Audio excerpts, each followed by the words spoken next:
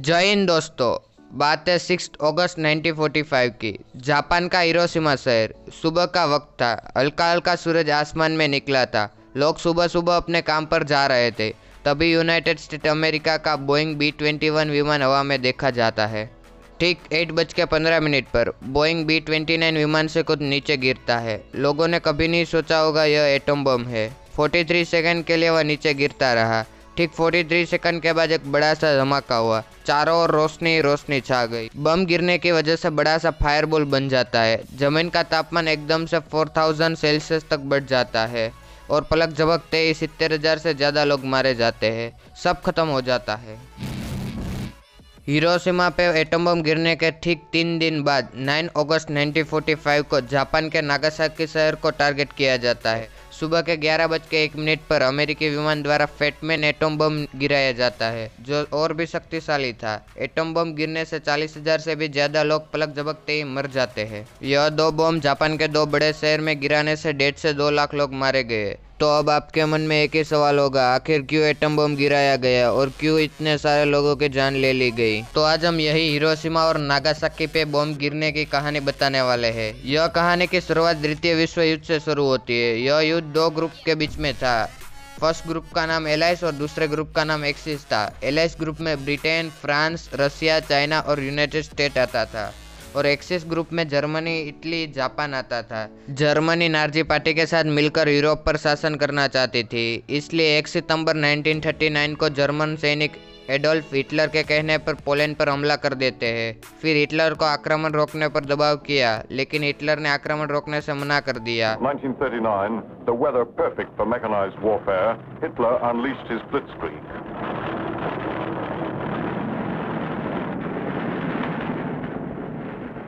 Our strength is in our quickness and in our brutality, he screamed. Be hard, be without mercy.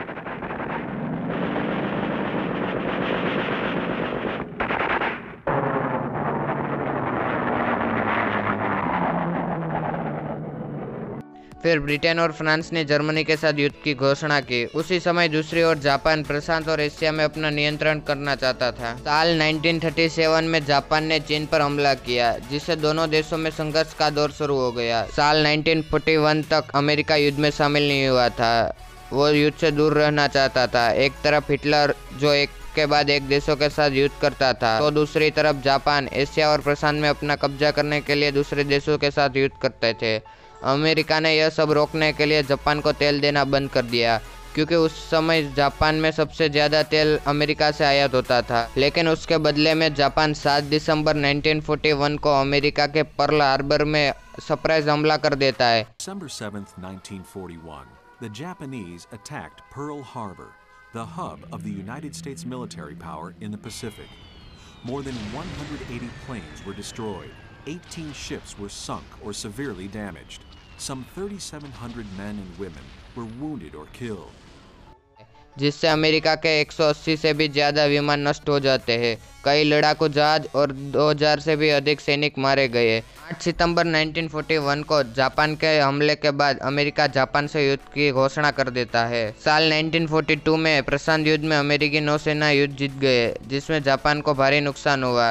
फिर भी उस समय के Japan के प्रेसिडेंट हिरोहितो शरणागति स्वीकारने को राजी नहीं थे। दूसरी ओर उस समय अमेरिका अपने एटम बम प्रोजेक्ट पर काम कर रही थी। 16 जुलाई 1945 को एटम बम का सफल परीक्षण हो जाता है। साल 1942 से साल 1945 तक अमेरिका और जापान के बीच में ग्राउंड वॉर लड़ी जाती है, जिससे जापान को बहुत बड़ा आर्थिक नुकसान होता है। लोग भूख की वजह से मर रहे थे। दूसरी ओर वॉर की वजह से 10,000 से भी ज़्यादा अमेरिकी सैनिक मारे गए, जिससे अमेरिकी आर्मी शॉक हो गई और उसको लगा कि इससे तो हम युद्ध जीत जाएंगे, लेकिन हमारे कई सारे सैनिक मारे जाएंगे। दूसरी ओर जापान आत्मसमर्पण करने के लिए राजी नहीं था। साल 1945 को अमेरिका के द्वारा जापान को एक नॉन कंडीशनल सरेंडर वार्निंग दी जाती है और उसमें जापान को कहा कि सरेंडर कर दो वरना इसका अंजाम बहुत बुरा हो सकता है। लेकिन जापान के प्रेसिडेंट हिरोहितो यह वार्निंग को ठुकरा देते हैं। 6 अगस्त 1945 को लिटिल बम जापान के हिरोशिमा शहर के ऊपर गिराया जाता है और पलक झपकते ही 70,000 से भी अधिक लोग मारे जाते हैं। Atom bombs were to be dropped on Hiroshima.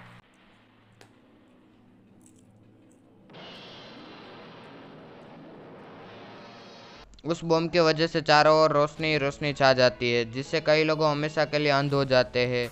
Radio active किरणों की वजह से वहाँ कई लोग हमेशा के लिए डिसेबल हो जाते हैं। फिर भी जापान आत्मसमर्पण के लिए राजी नहीं था। 9 अगस्त 1945 को फिर से जापान के नागासाकी शहर पे फैटमैन एटम बम गिराया जाता है। यह बम लिटिल बॉय एटम बम से भी ज़्यादा खतरनाक था, लेकिन नागासाकी के लोग वार्निंग के वजह से सिटी के सेंटर एरिया से दूर चले गए थे। फिर भी यहाँ कुछ सेकंड में 40,000 से भी अधिक लोग मारे जाते और यह हादसा इतना खौफनाक था कि वहाँ के लोगों ने यह सपने में भी नहीं सोचा होगा। 2 सितंबर 1945 को जापान आत्मसमर्पण कर देता है और सेकंड वर्ल्ड वॉर यहीं समाप्त होता है। अब आपको उसी समय के और आज के समय के जापान के ये 2 शहरों के बारे में दिखाते हैं। देखकर आपको कभी नहीं लगेगा कि यहाँ पर एटम बम गिराया गया था।